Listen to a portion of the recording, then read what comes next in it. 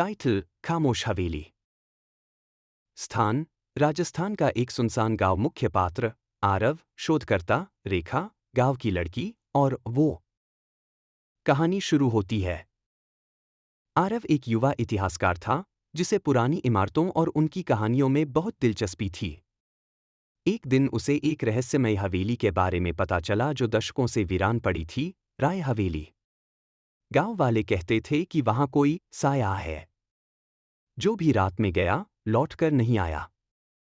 लेकिन आरव अंधविश्वास में विश्वास नहीं करता था।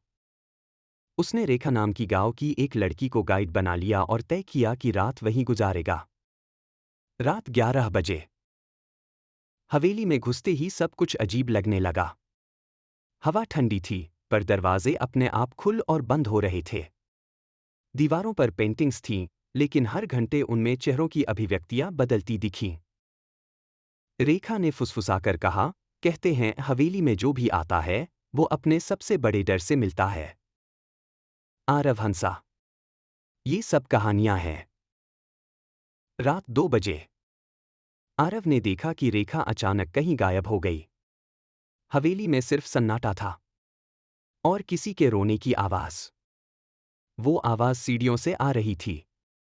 जब वो ऊपर पहुंचा तो देखा, रेखा दीवार में समा रही थी, जैसे उसकी छाया बन रही हो। और फिर वो सामने आया, बिना चेहरा, बिना शरीर, सिर्फ एक साया। वो बोला, अब तू भी रहेगा वहीं जहां समय रुक जाता है। अगली सुबह।